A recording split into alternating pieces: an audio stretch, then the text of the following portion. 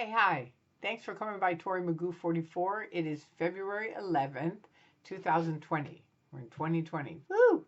We're already through January into February. Amazing. So, first of all, this is about Scientology and the Cult Awareness Network. Someone on my YouTube site from my last video, John, asked me to, uh, kind of do a video about it. And did Scientology have a huge celebration when they took over the Cult Awareness Network? So, first of all, I want to explain what the Cult Awareness Network is, because probably a bunch of people have never even heard of it. Years ago, before the internet, there was a bunch of family members who had lost their children to the Church of Scientology. Now, back then, because there was so little knowledge about Scientology and their abuses, people were sort of like, backing them up. Like, well, okay, your kid isn't talking to you, but they're a church and that's the way what they believe, right? And this happened a lot for a long, long time until, people started speaking out, the internet came out, we started making videos, more people started making videos, it's just like the information got out there. And Leah started doing her show as well as many other shows. Going Clear came out, so it was just like the information highway got huge, and the factual information about the church, which isn't really a church, it's really a fraudulent business, but it's called a church. And it is a church, but it's a creepy church, let's just say that. But it isn't a church like you think of at all. I talk to people all the time, and they think it's just like any other church, and it isn't at all. It's a business. It's a flat out business. You have to pay for every single thing, including if you want to be called a Scientologist, you have to pay for that. You have to join the International Association of Scientologists. But let's go back in time to the old days when the internet, really, I mean, way before cell phones and way before the internet, and people were losing their kids to the Church of Scientology because they would be upset about it. Scientology would enforce disconnection so that no one was allowed to talk to their family, right? So a group of people started a thing called the Cult Awareness Network. And they would get together, and I can't tell you a lot about what they did, but I know that they discussed what is a cult and how can we help our kids or our family members and things like that. What happened to me, I was in the Scientology, and they were really big on we are not a cult. And these evil people are trying to push that we're a cult. And that is not true. So they came to me and they said, look, we're going to handle this thing about cults because that's it. We're just tired of people calling us that. It's not true. It's not true. And I'd say, yeah, true. I didn't think it was. And so they said, okay, so just sign on the dotted line. That's how they always do it. Just sign here, we'll handle it. So I signed there. Now, what did they really do?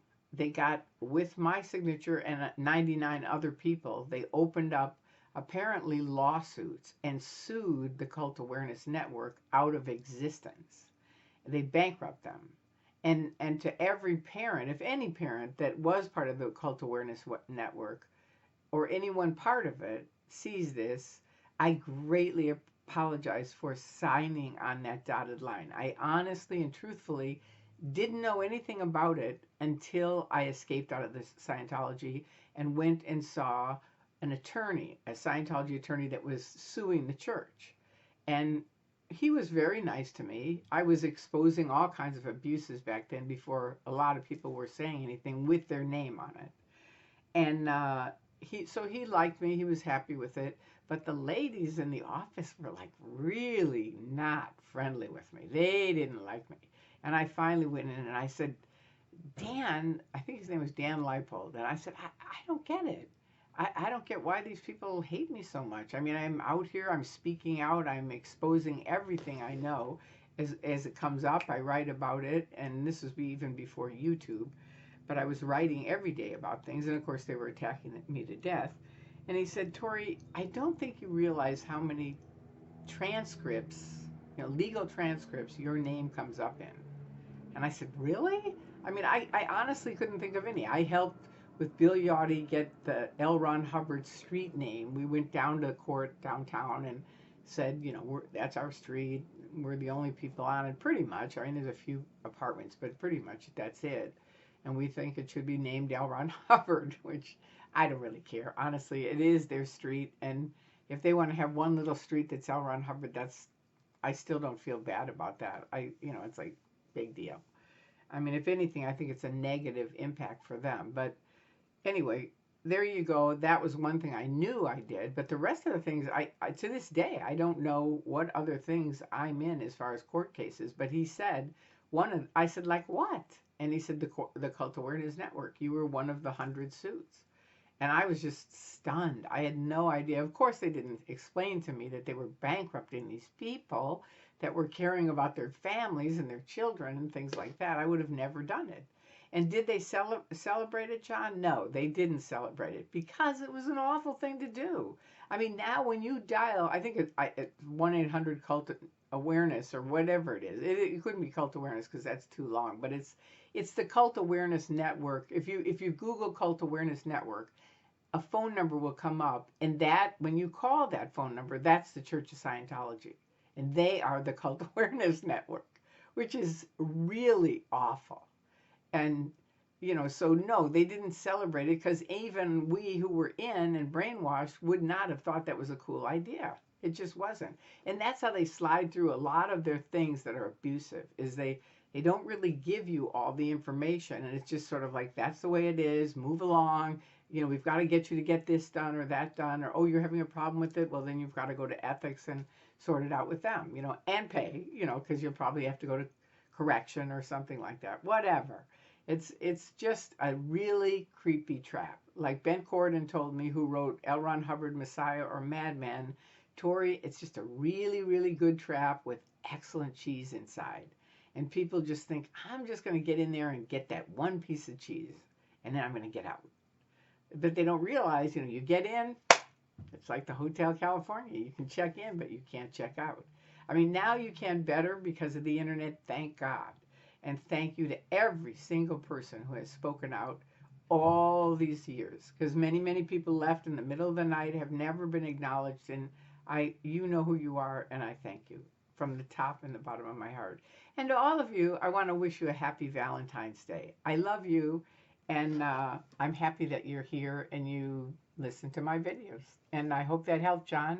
But no, they didn't celebrate it at all. In fact, I don't even think most Scientologists know that Scientology owns the name, the Cult Awareness Network. Because we would go, what? How could we own it? It just, all of a sudden it would come into 3D. Wait a minute, we are a cult. You know what I mean? And they don't want people thinking about that. So they just kind of slid it in, and they are the Cult Awareness Network. They own it, but they didn't celebrate it. No, not at all, because it was a pretty creepy thing it was a big creepy thing. It wasn't pretty creepy. It was big. It was awful. And I still feel bad about it to this day. I mean, it was, even that my name is in it at all. It shouldn't be, because I didn't know I was part of it.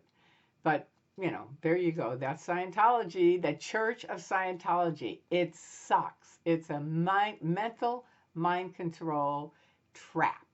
And it's a soul-sucking business that sucks your mind, your money, your family. Don't get into it. That's my suggestion after being in it for 30 years. And my husband of 27 years still won't talk to me. He's still in it. And Harold, if you hear this, come on out, man. I mean, you're going to what, die in there? You know that it's not what you thought it was. You know it is. And many, many Scientologists that are in there, you know it isn't what you thought it was. If it was, you could talk to me. Think about that.